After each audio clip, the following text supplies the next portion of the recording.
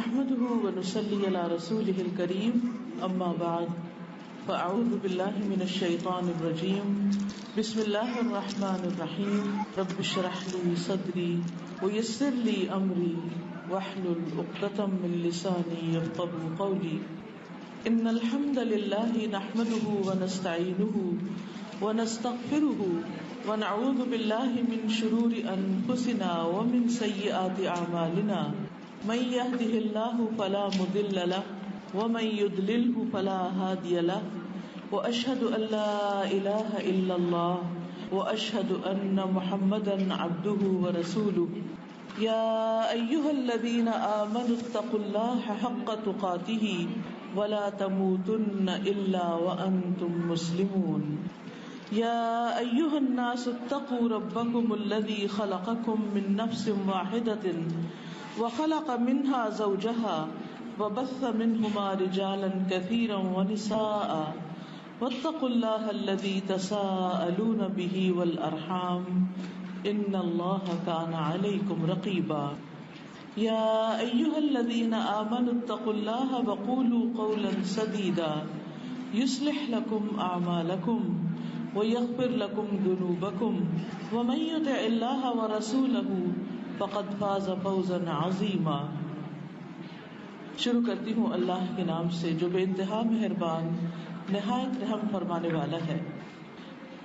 ان الحمد للہ، بے شک سب تعریف اللہ کے لیے ہے، حمد و ثنا اللہ سبحانہ وتعالی ہی کے لیے ہے. نحمدہ، ہم اسی کی تعریف کرتے ہیں. ونستعینہ، اور ہم اسی سے مدد چاہتے ہیں. ونستغفرہ، اور ہم اسی سے بخشش مانگتے ہیں. ونعوذ باللہ من شرور انفسنا، اور ہم اپنے آپ کو اللہ کی پناہ میں دیتے ہیں اپنے نفس کے شر سے بچنے کے لیے. ومن سیئات اعمالنا، اور اپنے اعمال کی برائیوں سے بچنے کے لیے ہم اپنے آپ کو اللہ کی پناہ میں دیتے ہیں. من یہدہ اللہ فلا مضل لہ، جس کو اللہ ہدایت دے دے اسے کوئی گمراہ نہیں کر سکتا. ومن یضللہ فلا ہادی لہ، اور جسے وہ گمراہ کر دے اسے کوئی ہدایت نہیں دے سکتا. واشہد ان لا الہ الا اللہ واشہد ان محمدا عبدہ ورسولہ، اور میں گواہی دیتا ہوں کہ اللہ کے سوا کوئی معبود نہیں، اور میں گواہی دیتا ہوں کہ محمد صلی اللہ علیہ وسلم اللہ کے بندے اور اس کے رسول ہیں. یا ایھا الذین آمنوا اتقوا اللہ، اے لوگو جو ایمان لائے ہو اللہ سے ڈرو. حق تقاتہ، جس طرح اس سے ڈرنے کا حق ہے.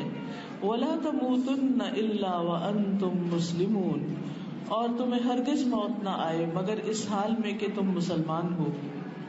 یا ایھا الناس اتقوا ربکم، اے لوگو اپنے رب سے ڈرو. الذی خلقکم من نفس واحدۃ، جس نے تمہیں ایک جان سے پیدا کیا. وخلق منها زوجها، اور اسی سے اس کا جوڑا بنایا. وبث منهما رجالا كثيرا ونساء، اور ان دونوں سے بہت سے مرد اور عورتیں دنیا میں پھیلا دیے. واتقوا الله الذي تساءلون به والارحام، اور ڈرو اللہ سے جس کا نام لے کر تم ایک دوسرے سے اپنے حق مانگتے ہو، اور رشتہ داریوں کے بارے میں خاص طور پر اللہ سے ڈرو. ان اللہ کان علیکم رقیبا، بے شک اللہ تعالیٰ تم پر نگرانی کر رہا ہے. یا ایھا الذین آمنوا اتقوا اللہ، اے لوگو جو ایمان لائے ہو اللہ سے ڈرو. وقولوا قولا سدیدا، اور درست بات کیا کرو، سیدھی بات کیا کرو. یغفر لکم ذنوبکم، وہ تمہارے گناہوں کو معاف کر دے گا. اور پھر ومن یطع اللہ ورسولہ، جو اللہ اور اس کے رسول کی اطاعت کرے گا. فقد فاز فوزا عظیما، وہ یقیناً بہت بڑی کامیابی پائے گا. معزز خواتین، اس وقت آپ کے سامنے جو عبارت پڑھی گئی ہے یہ خطبۃ الحاجہ کہلاتی. نبی صلی اللہ علیہ وسلم اس خطبے کو اہم مواقع پر پڑھتے تھے، اور خاص طور پر نکاح کے موقع پر. شادی کے موقع پر عموماً نکاح کے وقت مردوں کے درمیان ہی چونکہ سارا کچھ طے پاتا ہے، خطبہ بھی وہیں پر ہو جاتا ہے. اس لیے اگر کوئی اسپیکر کی سہولت ہو یعنی لاؤڈ اسپیکر ہو تو خواتین تک آواز آ جاتی خطبہ وغیرہ پڑھنے کی، ورنہ وہ بھی نہیں. اور اگر آ بھی جائے تو بہت سے لوگ اس سے بھی واقف نہیں کہ اس میں کہا کیا گیا. ہمیں اس موقع پر یعنی شادی کے اہم موقع پر جو زندگی کی ایک بہت بڑی ٹرننگ ہوتی ہے، اس موقع پر ہمیں کیا سبق دیا جا رہا ہے، کیا میسج دیا جا رہا ہے، کیا سکھایا جا رہا ہے. کیونکہ دین اسلام دیگر تمام ادیان سے اس اعتبار سے مختلف ہے کہ اس میں انسان کو ایک اللہ کی عبادت کا حکم دیا گیا، اور عبادت کے لیے ضروری ہے کہ انسان اللہ تعالیٰ پر ایمان رکھتا ہو، اور ایمان کے لیے ضروری ہے کہ اللہ سبحانہ و تعالیٰ کی پہچان ہو، معرفت ہو. اور پھر نہ صرف یہ کہ اللہ تعالیٰ کی پہچان ہو بلکہ جس جس چیز پر بھی ایمان ہو ان سب چیزوں کو پہچانا جائے. اس لیے کوئی بھی شخص جو اپنے آپ کو مسلمان کہتا اس کے لیے لازم ہے کہ وہ علم حاصل کرے اور اپنے دین کی سمجھ بوجھ پیدا کرے، کیونکہ علم کے بغیر اللہ تعالیٰ کی عبادت ممکن ہی نہیں. عبادت کس طرح کی جائے، کیا طریقہ اختیار کیا جائے، کیا نہ کیا جائے تاکہ ہم اس عبادت کا حق ادا کر سکیں. اور ہمارے دین میں صرف نماز پڑھنا ہی عبادت نہیں بلکہ اس میں انسانوں کے حقوق ادا کرنا بھی عبادت ہے، اس میں شادی کرنا بھی عبادت ہے، کیونکہ انسان ایک حلال اور جائز طریقے سے اپنی خواہشات کو پورا کرتا ہے، ایک خاندان کو پروان چڑھاتا ہے اور اپنی ذمہ داریوں کو نبھاتا ہے. اس میں اگر ہسبینڈ وائف ایک دوسرے کے حقوق صحیح طور پر ادا کرتے ہیں تو یہ بھی ایک عبادت ہے. حتیٰ کہ ایک شوہر اگر اپنی بیوی کو پانی پلاتا ہے تو وہ بھی ایک عبادت کا کام کر رہا ہے. اگر وہ ایک لقمہ کھلاتا ہے تو وہ بھی اس کے لیے صدقہ لکھا جاتا ہے، اس کا بھی ثواب ہے. بلکہ یہاں تک آتا ہے کہ اگر کوئی شخص کسی غریب کو دیتا ہے تو اس کا بھی ثواب ہے، اللہ کے راستے میں دیتا ہے اس کا بھی ثواب ہے. لیکن سب سے زیادہ ثواب اس مال کے خرچ کرنے کا ہے جو وہ اپنے گھر والوں پر خرچ کرتا ہے، کیونکہ یہ خرچ کرنا اس کے فرائض میں شامل ہے. تو جب انسان ایک فرض ادا کرتا ہے تو اس کا اجر اور ثواب زیادہ ہوتا ہے. تو بہرحال اس خطبے کو جاننا اور اس کو سمجھنا اور اس کے مطابق اپنی زندگی بسر کرنا انسان کے لیے کامیابی کا باعث ہے. آج ہم اپنے معاشرے میں دیکھتے ہیں کہ ادھر شادی ہوتی ہے، ادھر کوئی ایسی تکلیف دہ اداس کرنے والی خبر ملتی ہے. اس کی وجہ کیا ہے؟ اس کی بنیادی وجہ یہ ہے اس خطبے میں جو پیغام دیا گیا ہے اور وہ ہے اللہ سے ڈرنے کا، تقویٰ کا، وہ ہماری زندگیوں سے ختم ہوتا چلا جا رہا ہے. کیونکہ انسان کی نفسیات کچھ ایسی ہے کہ جب تک اس پر کوئی سپرویژن نہ ہو، کوئی دباؤ نہ ہو، کوئی اس کو پوچھنے والا نہ ہو، کوئی اس کا حساب لینے والا نہ ہو، تو بہت دفعہ وہ اپنے فرائض میں کوتاہی کر جاتا ہے. تو آئیے دیکھتے ہیں کہ خطبے میں تفصیلات کیا ہیں جو ہر نکاح کے موقع پر پڑھا جاتا ہے. یعنی کوئی شادی اس کے بغیر ہوتی ہی نہیں کہ جس میں یہ خطبہ نہ پڑھا جائے. تو یہ خطبہ ہمیں کیا سکھاتا ہے؟ سب سے پہلی چیز اس خطبے میں ہے ان الحمد للہ، بے شک تعریف اللہ تعالی کے لیے. کیوں؟ اس لیے کہ جو کچھ بنایا اسی نے بنایا. آج ہم دنیا کی کسی بھی چیز کو دیکھ کے جب اس کو اپریشیٹ کرتے ہیں تو اس میں غور کی بات یہ ہوتی ہے کہ ہر وہ چیز جو قابل تعریف ہے وہ دراصل اللہ ہی کی بنائی ہوئی ہے، اسی کی دی ہوئی ہے، اسی کی عطا کی ہوئی. اب کسی بھی چیز پر نظر دوڑائیں، آسمان کو دیکھیں یا درختوں کو دیکھیں یا پہاڑوں کو دیکھیں یا سمندر کو دیکھیں یا انسانوں کو دیکھیں یا جانوروں کو دیکھیں، پرندوں کو، مختلف چیزوں کو. تو کچھ چیزیں ایسی ہوتی ہیں، ان کا حسن ایسا ہوتا ہے، ان کی خوبصورتی ایسی ہوتی ہے کہ انسان دیکھ کر ایک دم کہتا ہے واو. واو کہنے سے اس کا دل تو شاید خوش ہو جاتا ہے مگر اس پر اجر کچھ بھی نہیں ملتا اس کو. ہاں، مومن جب خوش ہوتا ہے تو اس پر فوراً اللہ کو یاد کرتا ہے اور اس کا شکر ادا کرتا ہے اور کہتا ہے الحمدللہ. اور جب وہ الحمدللہ کہتا ہے تو اس کا رب اس سے راضی ہو جاتا ہے. اور الحمدللہ کہنا میزان کو بھر دیتا ہے. یعنی ہم میں سے کوئی بھی شخص کوئی بھی کام جو کسی بھی وقت کرتا وہ سب لکھا جا رہا ہے اور وہ سارا قیامت کے دن تولا بھی جائے گا. ہر لفظ جو ہم بولتے ہیں وہ سب لکھا جا رہا ہے. قرآن مجید میں آتا ہے ما یلفظ من قول الا لدیہ رقیب عتید. اس کے منہ سے کوئی ایک لفظ بھی جو نکلتا ہے تو ایک حاضر باش نگران فرشتہ موجود ہوتا ہے, فوراً اس کو لکھتا ہے. اسے کرامن کاتبین کہا جاتا ہے, اور وہ کسی بھی وقت انسان سے غائب نہیں ہوتے, اپنی ڈیوٹی سے غیر حاضر نہیں ہوتے, ایبسنٹ نہیں ہوتے, اور مسلسل وہ لکھتے چلے جاتے ہیں جو بھی ہم بولتے ہیں. تو جب ہم الحمدللہ کہتے ہیں تو وہ بھی لکھ لیتے ہیں, اور قیامت کے دن جب یہ الحمدللہ نامہ اعمال میں تولا جائے گا تو اس کا بہت بڑا وزن ہوگا. لیکن ہماری زندگیوں میں اب الحمدللہ کہنا شرم کی بات ہوتی ہے, یعنی ہم نے تعریف کرنے کے بندوں کی ہو یا کسی اور کی اور لفظ ایجاد کر لیے ہیں, اور ہماری زندگیاں انہی کے گرد گھوم رہی ہیں. اب دیکھیے کہ ہم زندگی کا ایک بڑا حصہ چیزوں کی, انسانوں کی, خاص طور پر مٹیریل چیزوں کی, زیور کی, کپڑے کی, گھر کی, ڈیکوریشن پیس کی, ادھر کی ادھر کی, ان چیزوں کی تعریف کرتے ہوئے وقت گزار دیتے ہیں. اچھی بات ہے, اچھی چیز کو دیکھ کے تعریف کرنی چاہیے, لیکن جس کی اصل میں تعریف کرنی چاہیے, جس نے یہ سب کچھ دیا ہے, اس کو بھول جاتے ہیں. اب آپ دیکھیے کہ آپ مثلاً ٹیبل پر بیٹھے ہیں, آپ کے سامنے کسی نے اچھے اچھے کھانے پکا کر رکھے ہیں, آپ ایک چیز اٹھاتے ہیں, کھاتے ہیں اور کہتے ہیں بہت مزے کی ہے, دوسری کھاتے ہیں اور کہتے ہیں بہت مزے کی ہے, اور سارا وقت صرف کھانے کو ہی دیکھتے رہتے ہیں اور اب مزے مزے کی باتیں کرتے رہتے ہیں, لیکن ایک دفعہ بھی نہیں کہتے کہ جس نے بنایا ہے اس نے بہت ہی اچھا بنایا. بنانے والے کی آپ تعریف نہیں کرتے, خالق جو کھا رہے ہیں اس کا مزہ لے رہے ہیں, تو پھر یہ بات انصاف کی بات تو نہیں ہے. جس نے بنایا, جس نے محنت کی, جس نے تکلیف اٹھائی, جس نے سب کچھ کیا, اس کو یاد کیے بغیر, اس کا ذکر کیے بغیر, اس کی تعریف کیے بغیر صرف کھانے کی تعریف کرنا کافی نہیں. اسی طرح دنیا کی ساری جتنی بھی چیزیں ہیں, جتنے بھی آبجیکٹس ہیں, ان کی تعریف کرنا کافی نہیں جب تک کہ دینے والے کی تعریف نہ کی جائے. تو ان الحمدللہ, بے شک تعریف اللہ کے لیے ہے. شادی کا موقع خوشی کا موقع ہے, اور خوشی کے موقع پر انسان اللہ کا شکر ادا کرتا ہے, اور جب کسی بات پر مومن خوش ہوتا ہے تو اس وقت وہ الحمدللہ کہتا ہے. اور الحمدللہ جب کہتا ہے تو یہ کہنا, اس کے 2-3 فائدے ہوتے ہیں. نمبر 1 یہ کہ وہ رب راضی ہو جاتا ہے. اچھا, بندوں کی جب آپ تعریف کرتے ہیں تو بعض اوقات بندے اس تعریف کو کافی نہیں سمجھتے. اگر آپ 2 لفظوں میں کریں, اللہ سبحانہ تعالیٰ کی تعریف آپ 2 لفظ میں کرتے ہیں الحمدللہ.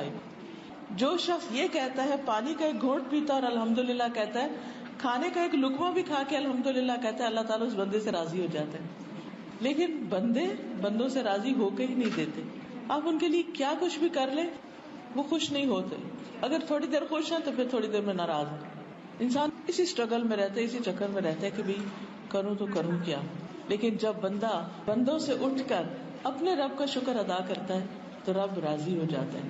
دوسری چیز یہ کہ جب بندہ کسی بھی نعمت پر شکر ادا کرتا ہے تو اللہ تعالیٰ اس نعمت کو اس پر باقی رکھتا ہے. اللہ کا وعدہ ہے لئن شکرتم لازیدنکم, اگر تم شکر ادا کرو گے تو میں تمہیں اور زیادہ دوں گا. اچھا, انسانوں کا حال کیا ہوتا ہے کہ جب انہیں کوئی چیز اچھی لگتی ہے عام طور پر نظر لگا دیتے ہیں, نظر کا مسئلہ آ جاتا ہے, اور وہ چیز باقی رہنے کی بجائے اس میں اور کئی خرابیاں پیدا ہو جاتی, یعنی کیونکہ وہ اس طرح دیکھ کے آپ کی نعمت کو خوش نہیں ہوتے جیسے خوش ہونا چاہیے. وہ دل میں جلتے بھی رہتے ہیں اور یہ دیکھتے رہتے کہ اس کو کیوں مل گئی, مجھے کیوں نہیں ملی, کب خبر سنے کہ اس کی نعمت چلی گئی. وہ اس انتظار میں رہتے ہیں. جبکہ اللہ سبحانہ و تعالیٰ بندے کو جب نعمت دیتا اور اس کو خوش ہوتا ہے اور اس پر اللہ کی تعریف کرتا تو اللہ تعالیٰ اس کی نعمت کو اس کے لیے پرولونگ کر دیتے ہیں, اس سے واپس نہیں لیتے بلکہ اس میں اضافہ کر دیتے ہیں, اور ایڈیشن ہو جاتی, زیادہ ہو جاتی. پھر اسی طرح یہ ہے کہ بندوں کی جب آپ تعریف کرتے ہیں تو بعض اوقات کچھ لوگ ہوتے ہیں وہ اس کو ایکنالج کر لیتے ہیں, اس کو واپس آپ کو جواب دیتے ہیں. کچھ لوگ پرواہ بھی نہیں کرتے. اللہ سبحانہ تعالیٰ کی جب تعریف ہوتی ہے تو جو بھی لفظ ہم بولتے ہیں ایک ایک لفظ ہماری آخرت کے لیے بھی لکھا جاتا ہے, اور وہاں پر اس کا اجر بھی ملے گا انسان کو. یعنی دنیا میں بھی نعمت زیادہ ہوگی اور آخرت میں بھی اس کا اجر ملے گا انسان کو. تو اس لیے ہمیں کوئی بھی خوشی ملے, کوئی بھی نعمت ملے, تو اس کو ہم اپریشیٹ کریں اور اللہ تعالیٰ کی تعریف کریں محبت کے ساتھ، تعظیم کے ساتھ. کیونکہ اسلام میں عبادت کا جو کانسیپٹ ہے وہ صرف بے روح سجدے کرنے کا نہیں ہے. عبادت وہی عبادت ہے جو اللہ کی فرما برداری کا، اطاعت کا کام ہو محبت اور تعظیم کے ساتھ. ایک طرف دل کی خوشی کے ساتھ ہو، مارے بندے نہ ہو، اور دوسری طرف اس میں رسپیکٹ بھی پوری ہو کہ میں اپنے رب کے لیے کر رہی ہوں.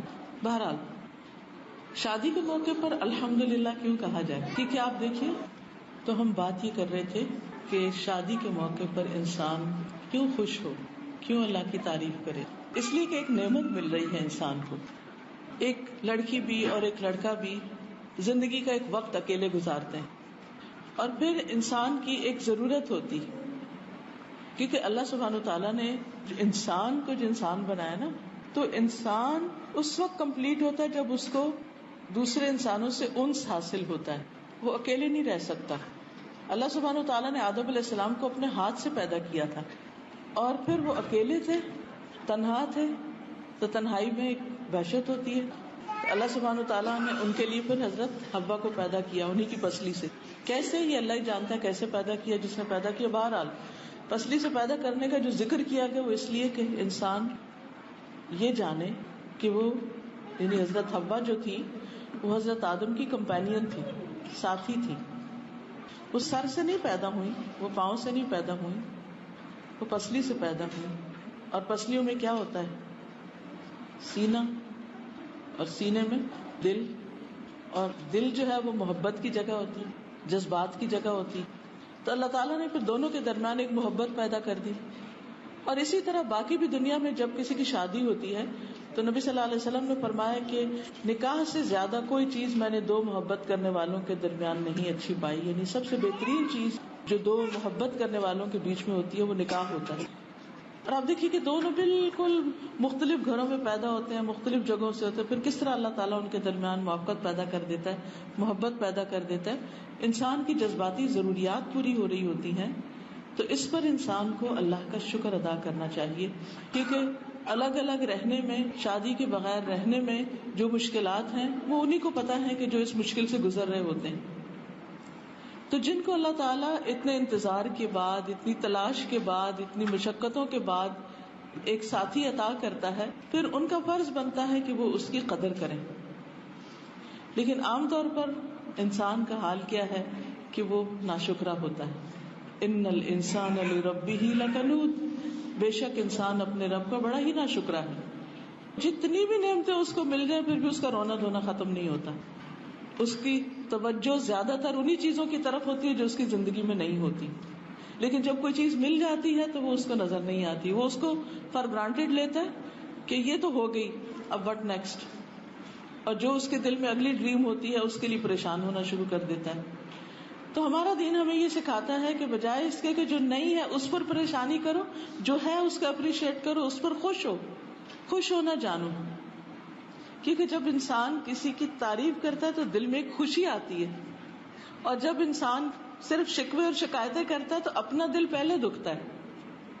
چاہے انسان اللہ سے ناراض ہوتا ہے یا بندوں سے ناراض ہوتا ہے، ان کا کچھ نقصان نہیں ہوتا، نقصان انسان کا اپنا ہی ہوتا ہے. اس لیے ہر موقع پر انسان کو شکر گزار رہنا چاہیے کہ ان الحمد للہ نستعینہ، ہم اسی سے مدد چاہتے ہیں. اہم فیصلہ ہے، بہت سے خدشے اور خوف دل میں ہوتے ہیں، پتہ نہیں کیا ہوگا، نباہ ہوگا کہ نہیں ہوگا، بچے ہوں گے کہ نہیں ہوں گے، جاب کا کیا ہوگا، ارننگ کیا ہوگی، سروائیو کر سکیں گے یا نہیں کر سکیں گے. بہت سے طرح طرح کے وسوسے اور توہمات شیطان انسان کے دل میں ڈالتا ہے. ان سب کا مقابلہ کرنے کے لیے اور اپنی نعمت کو، خوشی کو انجوائے کرنے کے لیے نستعینہ، ہم اس سے مدد مانگتے ہیں کہ وہ ہمارے سارے کام درست کر دے. کیونکہ انسان کے بس میں نہیں ہے. بعض اوقات ہمارے پاس سب چیزیں ہوتی ہیں اور ہم ایک چیز کرنا چاہتے ہیں وہ ہو کے نہیں دیتی. اللہ کے لیے کچھ مشکل نہیں.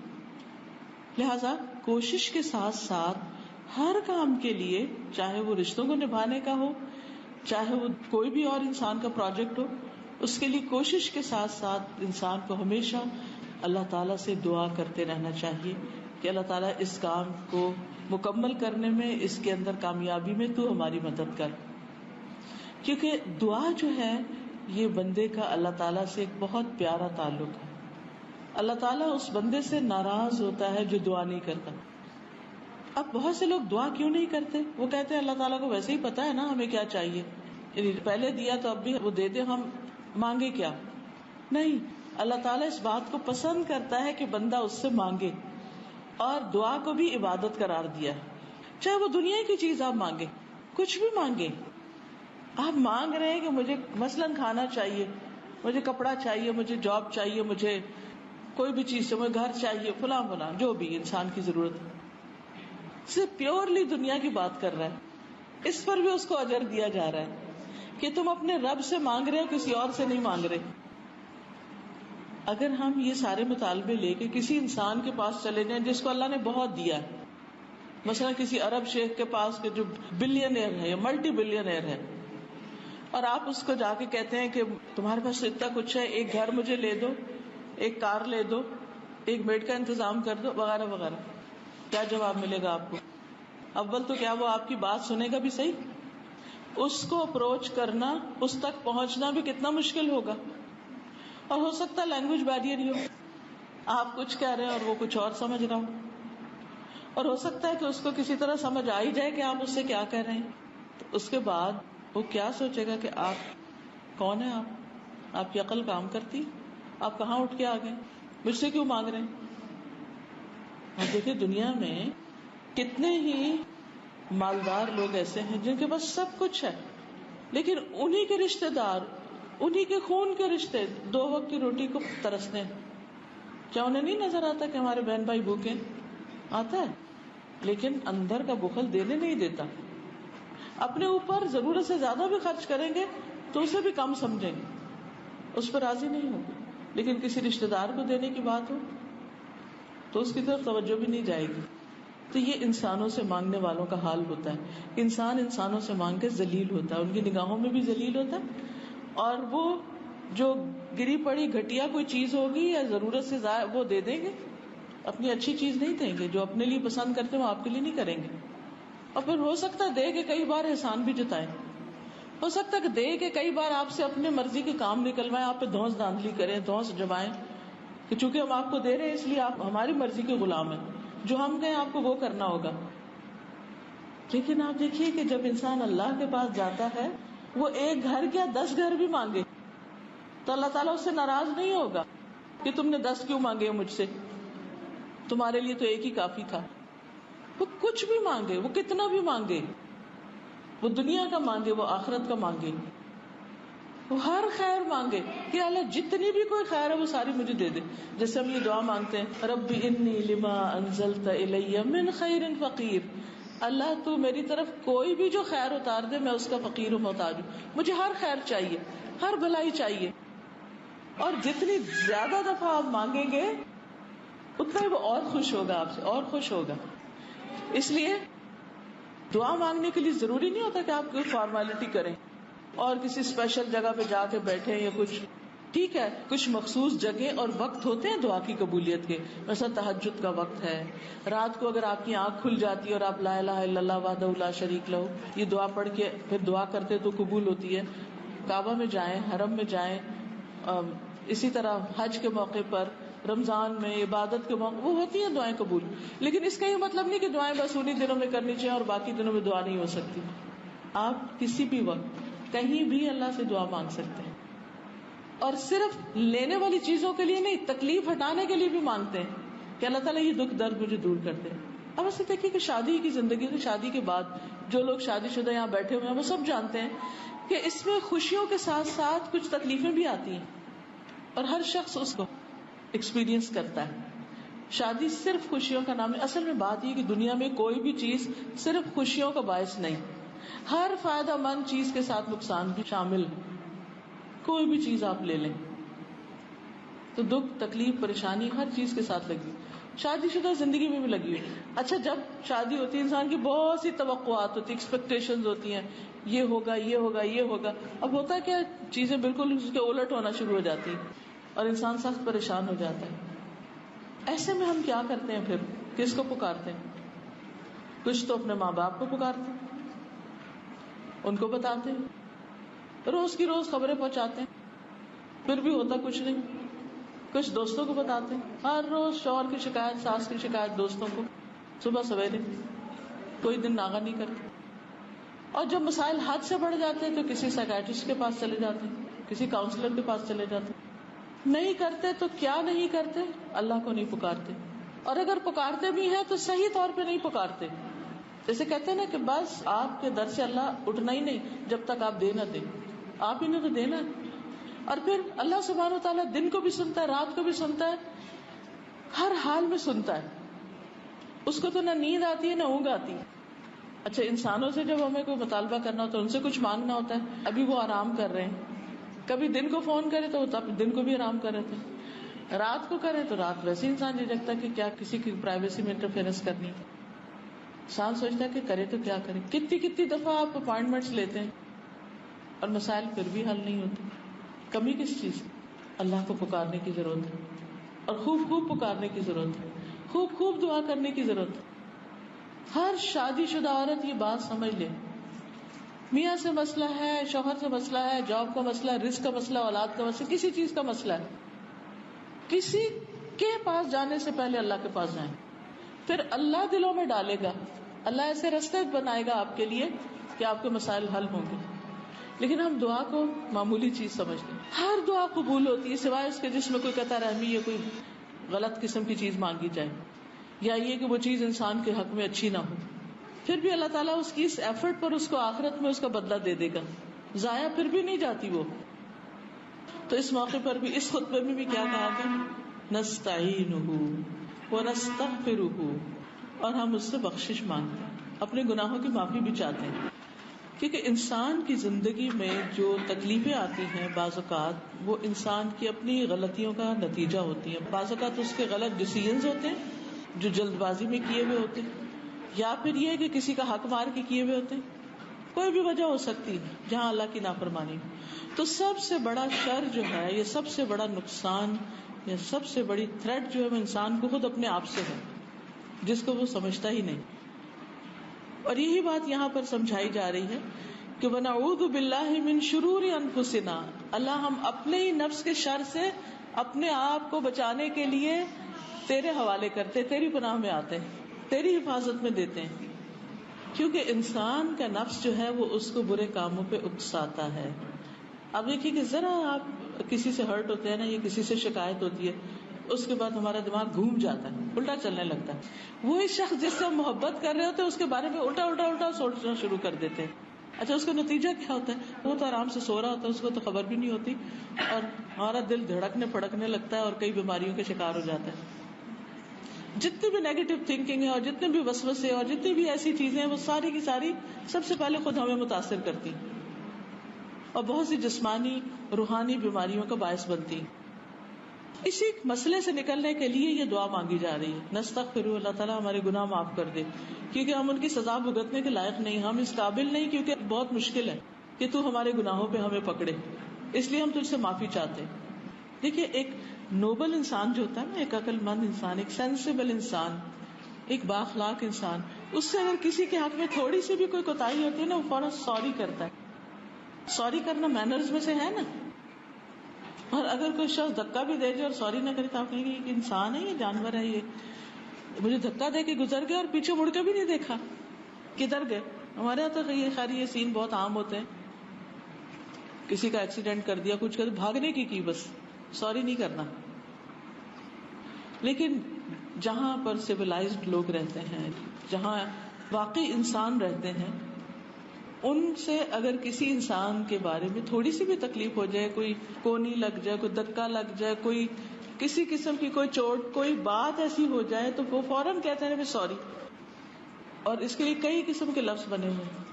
لیکن جب ہم اللہ کو ناراض کرنے کے کام کرتے ہیں تو اللہ سبحانہ و تعالیٰ سے سوری کیوں نہیں کرتے؟ اس کو دن رات ناراض کرتے رہتے، پھر کسی وقت وہ پکڑ لیتا ہے. ہر گناہ پہ نہیں پکڑتا. اگر وہ ہمارے ہر گناہ پہ ہمیں پکڑنے لگے تو ہم زمین پہ زندہ ہی نہیں رہ سکتے. کوئی جاندار زمین پہ زندہ نہیں رہ سکتا اگر اللہ تعالیٰ لوگوں کو ان کے گناہوں پہ پکڑنے لگے. قرآن مجید میں آتا ہے وَيَعْفُو عَنْ كَثِيرٍ، بہت سی چیزوں سے وہ درگزر کر جاتا، معاف کر دیتا ہے، نہیں پکڑتا. لیکن کہیں کہیں وہ پکڑتا ہے انسان کو. کیوں پکڑتا ہے؟ تاکہ انسان ہوش میں آ جائے اور اپنی غلطیوں سے باز آ جائے. لیکن انسان الٹا اور ناراض ہو جاتا ہے. لیکن کچھ لوگ ہوتے ہیں وہ ہوش میں آ جاتے ہیں, وہ توبہ کر لیتے ہیں, وہ معافی مانگ لیتے ہیں. اب آپ دیکھیے کہ جو شادی کا موقع ہوتا ہے نا, اس میں بھی ہم اللہ کی ناراضگی کے بہت سے کام کر رہے ہوتے ہیں. بعض اوقات نماز ہی نہیں پڑھتے, نماز پڑھے میک اپ کر کے بیٹھے ہیں, نماز کے لیے وضو کیا تو سارا دھل جائے گا, اتنے ہزاروں خرچ کیے ہیں تو اب آپ وضو کریں گے, شادی کے دن بھی نماز پڑھیں گے. آپ بتائیے کہ کیا شادی کے دن نماز معاف ہے؟ نہیں, اللہ کی عبادت تو ہر دن, اور وہ اس عبادت ہے, اس کو کوئی فائدہ نہیں, اس میں جو کچھ ہم پڑھتے ہیں وہ ہمیں کو فائدہ دے رہا ہوتا ہے, اس کو چھوڑ کے بھی دراصل اپنا ہی نقصان کر رہے ہوتے ہیں. اسی طرح جب لوگ اکٹھے ہوتے ہیں, مل بیٹھتے ہیں, کسی سے ناراضگی ہوتی ہے, کسی سے کوئی گلا شکوا, اب جب اکٹھے بیٹھتے ہیں تو کسی نہ کسی کی کوئی غیبت ضروری ہو جاتی. اور کچھ نہیں تھا, آپ ایک دوسرے اشارے سے کہتے کیا پہنا ہوا ہے, کچھ نہ کچھ جو آپ اس کے منہ پہ نہیں کر سکتے. اچھا کچھ لوگ تو اتنے حیا سے اٹھے ہوئے ہوتے ہیں کہ وہ کہتے ہیں میں تو منہ پہ بھی کہہ سکتی. یہ اس سے بھی بری بات ہے کہ آپ کسی کے منہ پہ تانے دیں یا سامنے اس کا مذاق اڑائیں اور اسے کانفیڈنس سمجھیں, میں تو کانفیڈنٹ ہوں, مجھے کوئی ڈر نہیں کسی کا. اللہ سبحانہ وتعالیٰ قرآن مجید میں فرماتے ہیں وَيْلٌ لِّكُلِّ هُمَزَةٍ لُمَزَةٍ, ہلاکت ہے, بربادی ہے, تباہی ہے ہر اس شخص کے لیے جو منہ پہ تانے دیتا ہے, جو پیٹھ پیچھے غیبت کرتا ہے. کسی کو بھی نہیں چھوڑا, ہر اس شخص کے. وَيْلٌ لِّكُلِّ, کل کا مطلب ہے سارے کے سارے جو بھی یہ کام کریں گے. اور ہمیں اللہ سے ڈر نہیں لگتا, اور خصوصاً یہ جو سینسیٹیو رشتے ہوتے ہیں نا, اس میں تو چھوٹی چھوٹی چیزیں دوسرے کو چن کے کہیں نہ کہیں ان کا ذکر کرنا, اور اس کو ہم کہتے ہیں نہیں ہم سچ بات کہہ رہے ہیں. سچ, ایسی سچ بات ہی تو غیبت ہوتی ہے, اور اگر جھوٹ بات ہے وہ تو الزام ہوتی ہے, بہتان ہوتی ہے, وہ اس سے بھی بڑی بات ہے. تو اس لیے نستغفرہ, ہم اس سے بخشش مانگتے ہیں کہ اللہ تعالیٰ ایسا نہ ہو کہ ہماری خوشیوں میں ہمارے گناہوں کی وجہ سے کوئی بھنگ پڑ جائے اور ہم پہ ایسی کوئی چیز آ جائے کہ ہم سب کچھ ہوتے ہوئے بھی خوش نہ رہ سکیں. تو ان خوشیوں کا حاصل کرنے کا طریقہ کیا کہ اللہ کو خوش رکھیں, عبادت کریں, اور اگر غلطی ہو جائے تو معافی مانگیں, سوری کرتے جائیں. وَنَسْتَغْفِرُهُ وَنَعُوذُ بِاللَّهِ مِن شُرُورِ أَنفُسِنَا, اور ہم اپنے آپ کو اللہ کی پناہ میں دیتے ہیں اپنے نفس کے شر سے بچنے کے لیے. نفس کا شر کیا ہوتا ہے کہ انسان اپنے دل میں بس بری باتیں سوچتا رہے, شر ہوتا برائی. اور نفس کا شر کیا ہوتا ہے کہ نفس کے اندر, دل کے اندر بری باتیں سوچنا, نیگیٹو تھنکنگ, ہر وقت منفی باتیں سوچنا. اور پھر اس کا نتیجہ کیا ہوتا ہے, جب ہم کسی کے بارے میں منفی چیز, نیگیٹو تھنکنگ رکھتے ہیں, بدگمان ہے اس سے, تو کیا ہوگا, کبھی تو ہم بول چال ہی بند کر دیں گے, شکل ہی نہیں دکھائیں گے, نہ دیکھیں گے نہ دکھائیں گے, کمیونیکیشن ہی ختم, ناراضگی, غصہ, کبھی کبھی ایک دوسرے کی بے عزتی بھی کر دینا, باتیں سنانا, اور پھر لڑائی جھگڑا فساد ختم نہ ہونے کا, یعنی اس کی کوئی اینڈ ہی نہیں. تو یہ شروع کہاں سے ہوتا ہے, نفس کے شر سے ہوتا ہے. تو اللہ تعالیٰ ہمیں اس سے بچا, اس سے محفوظ رکھ.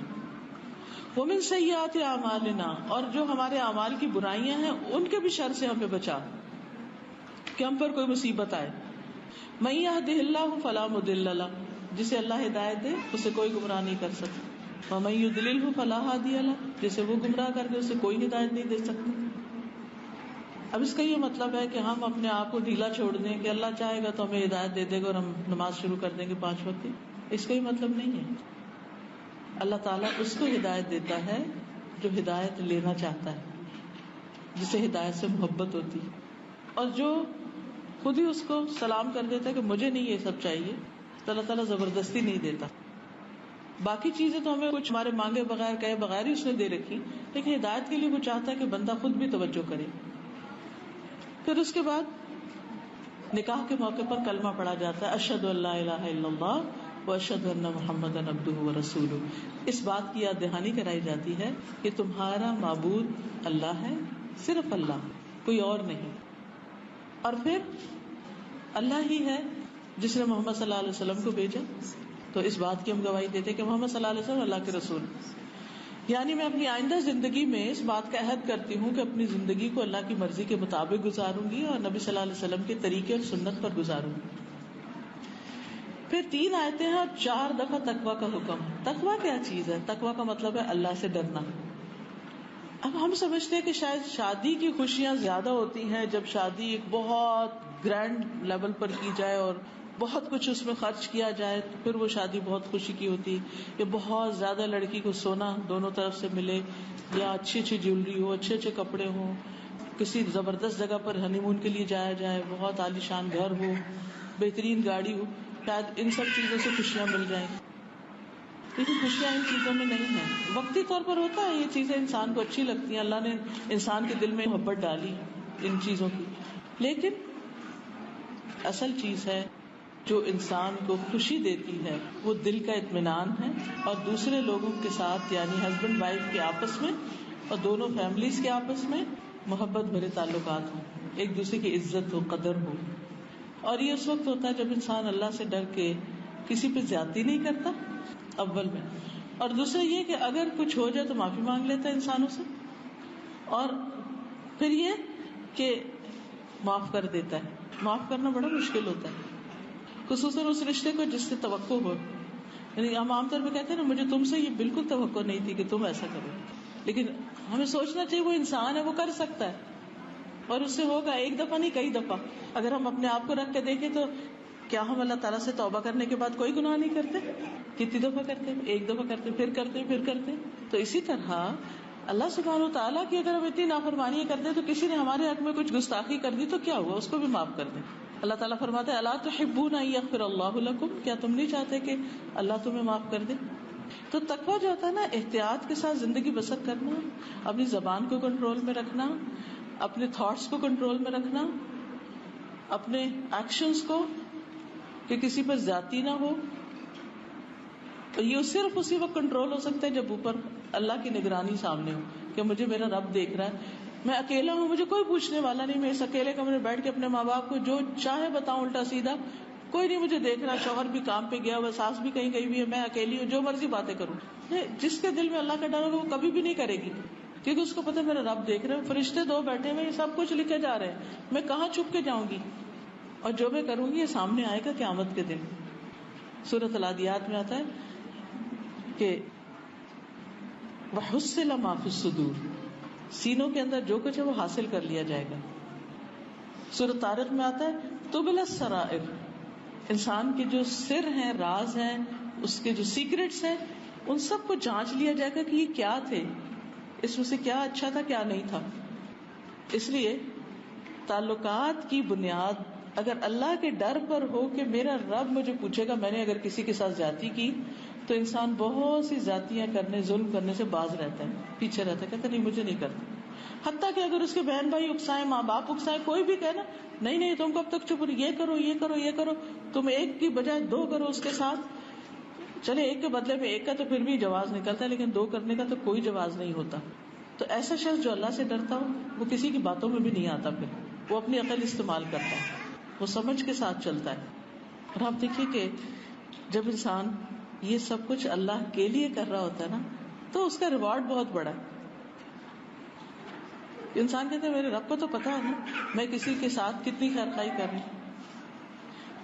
اب مثلاً بعض لڑکیاں ان کو گھر میں شادی کے بعد کام کرنا پڑتا ہے، وہ جیسا تیسا، آپ دیکھیں ہماری اکثر بچیاں پڑھ رہی ہوتی ہیں، پڑھتے پڑھتے ان کی شادی ہو جاتی ہے، وہ اس دنیا سے مینٹلی فزیکلی کہاں سے نکل کر آتی ہے، بالکل ایک شادی کے بعد ایک نئی دنیا، لوگ ہیں، گھر داری ہے، بہت کچھ کرنے سنبھلتا ہے انسان. لیکن جب توقعات زیادہ ہوتی ہے تو بعض کی شکایتیں پھر بہت ہونے لگتی ہے، اس کو یہ بھی نہیں آتا، اس کو یہ بھی نہیں آتا، اس کو یہ بھی نہیں آتا، اس سے بہت سے مسائل پیدا ہونے لگتے ہیں، ناراضگیاں پیدا ہونے لگتی ہیں. اچھا اب اس کا حل کیا ہوتا ہے؟ اس کا حل یہ نہیں ہوتا کہ انسان دوسرے کے ساتھ پھر یعنی بے صبری کر کے زیادتی اور بدتمیزی شروع کر دے. اس میں انسان کو بڑے حوصلے کے ساتھ دوسرے کو بہت سی چیزیں سمجھانی سکھانی پڑتی. لیکن عموماً ہم صرف شکایتیں کرتے رہتے ہیں، دائیں بائیں، رائٹ لیفٹ، آگے پیچھے، اسے یہ بھی نہیں آتا، اسے یہ بھی نہیں آتا، اسے یہ بھی نہیں آتا. آپ کو پھر پہلے ٹیسٹ کر کے لانا چاہیے تھا کہ کیا کیا آپ کو چاہیے اور وہ وہاں ہو رہا ہے یا وہ کر سکتا ہے یا نہیں کر سکتا.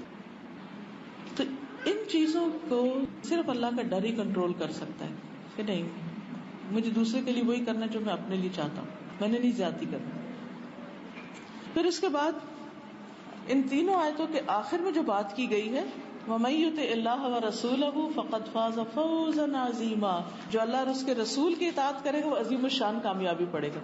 ہم سکسیس کے بہت سے فارمولے پڑھتے رہتے ہیں کہ سکسیسفل ریلیشنز کیسے ہوتے ہیں, سکسیسفل میرج کیسے ہوتی ہے, سکسیسفل بزنس کیسے ہوتا ہے. لیکن یہاں اللہ سبحانہ وتعالیٰ نے, اور اللہ کی بات جھوٹی نہیں ہوتی, یہ بتا دیا کہ اگر تم باقی سکسیس لائف میں چاہتے ہو تو یہ دیکھو کہ کسی بھی معاملے میں اللہ تعالیٰ نے کیا فرمایا اور اس کے رسول کیا کہتے ہیں. وہاں سے تمہیں کامیابی ملے گی, دنیا کی بھی اور آخرت کی. کیونکہ صرف کامیابی نہیں فرمایا, فوزن عظیما, بہت بڑی کامیابی. تو اس کے لیے ہمیں قرآن و سنت کا علم حاصل کرنا ضروری ہوتا ہے تاکہ ہم اس کے مطابق عمل بھی کر سکیں.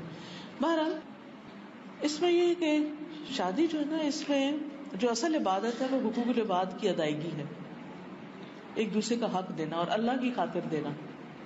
کچھ ذمہ داریاں شوہر پہ عائد ہوتی ہیں, ہسبینڈ پہ, اور کچھ وائف پہ عائد ہوتی ہیں.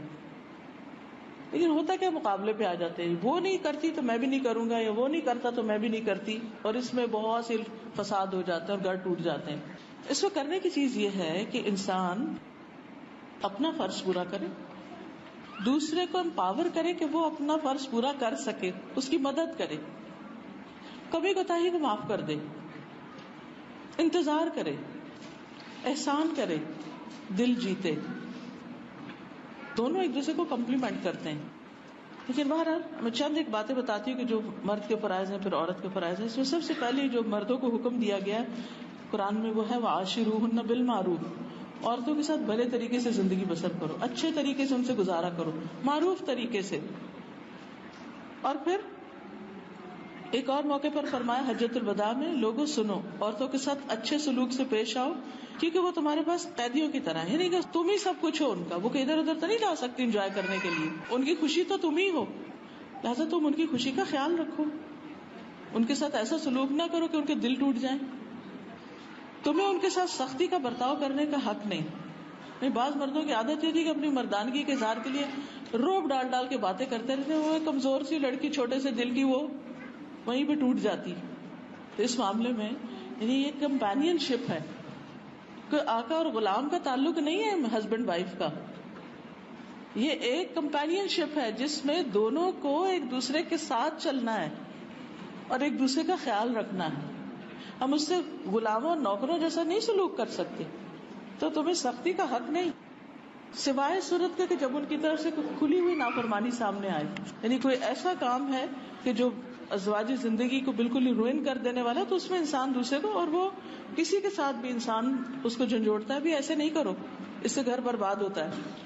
دوسری چیز یہ جو حکم دیا گیا وہ یہ ہے کہ اگر بیوی کی کوئی بات تمہیں ناپسند ہے تو بھی اس پہ صبر کرو. فَإِن كَرِهْتُمُوهُنَّ فَعَسَىٰ أَن تَكْرَهُوا شَيْئًا وَيَجْعَلَ اللَّهُ فِيهِ خَيْرًا كَثِيرًا. اگر تم انہیں ناپسند بھی کرتے ہو تو ہو سکتا ہے ایک چیز تمہیں ناپسند اور اللہ تعالیٰ اسی میں بہت بڑی خیر اور بھلائی ڈال دے, یعنی اسی انسان سے تمہیں بہت کچھ مل جائے. اور یہ عام زندگی کا اصول بھی ہے کہ بعض اوقات کسی انسان سے ہمیں بہت سی شکایتیں ہوتی ہیں لیکن اس سے خیر بھی ہمیں بہت پہنچتی.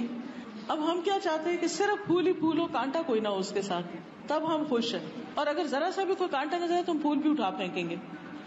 تو اس سے انسان زندگی میں بہت سے خیر سے محروم ہو جاتا ہے. پھر اسی طرح معاف کرنے کے لیے کہا گیا. قرآن مجید میں معاف کرنے کے لیے 3 الفاظ آتے ہیں. مردوں کو کہا گیا 3 بار تاکید کے لیے, یا ایھا الذین آمنوا ان من ازواجکم واولادکم عدوا لکم, اے لوگوں جو ایمان لائے تمہاری بیویوں اور بچوں میں سے تمہارے دشمن ہو سکتے ہیں.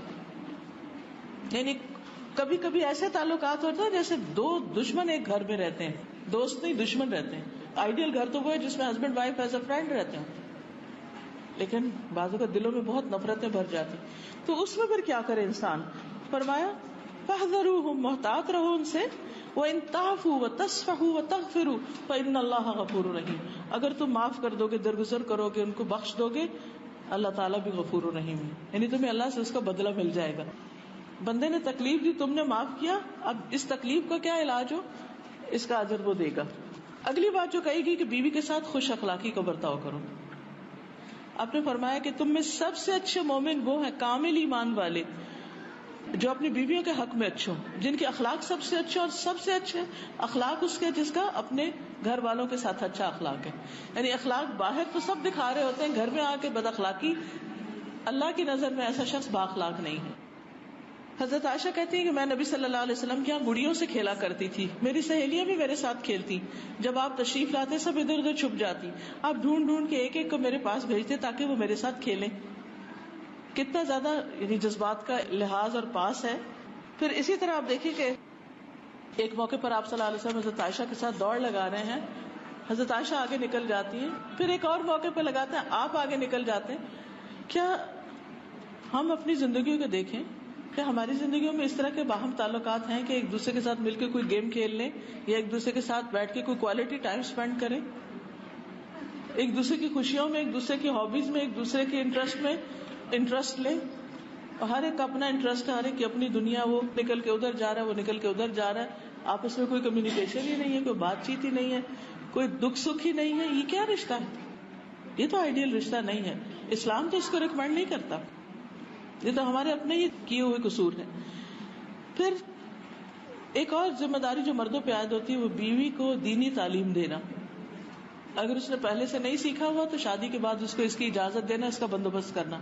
اللہ تعالیٰ فرماتے ہیں یا ایھا الذین آمنوا قوا انفسکم واہلیکم نارا, اے لوگوں جو ایمان لائے ہو اپنے آپ کو اور اپنے گھر والوں کو آگ سے بچاؤ, یعنی آخرت کی آگ سے, کہ وہ اللہ کی حدود جانے اور ان کے اوپر عمل کرے. وَأْمُرْ أَهْلَكَ بِالصَّلَاةِ وَاصْطَبِرْ عَلَيْهَا, اپنے گھر والوں کو نماز کا حکم دو اور خود بھی اس پر کامل رہو, جمے رہو. اب بیویوں کی کیا ذمہ داریاں ہیں؟ بیویوں کی ذمہ داریوں میں سب سے پہلی ذمہ داری یہ ہے کہ فالصالحات قانتات, شوہر کی بات مانے, شوہر سے تعاون کرے. بات بات میں اختلاف اور جھگڑا اچھا نہیں, ایک دوسرے کو انڈرسٹینڈ کرنے کی کوشش کریں, اور جب وہ صحیح کوئی بات کہے تو اس کو مانے.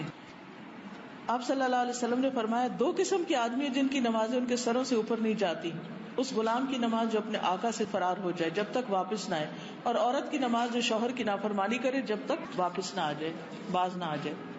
اسی طرح عورت کی ذمہ داری اپنی عزت و عصمت کی حفاظت کرے, کوئی ایسا کام نہ کرے جس سے شوہر شک میں مبتلا ہو, کیونکہ اچھے تعلقات جو ہوتے ہیں نا ان کی بنیاد ایک دوسرے پر ٹرسٹ ہوتا ہے, اس ٹرسٹ کو نہیں توڑیں. پھر اسی طرح شوہر کی مرضی کے بغیر کسی ایسی جگہ نہ جائیں جہاں اس کا جانا پسند نہیں اس کو, کسی ایسے کو گھر میں نہ بلائیں جس کا آنا اس کو پسند نہیں.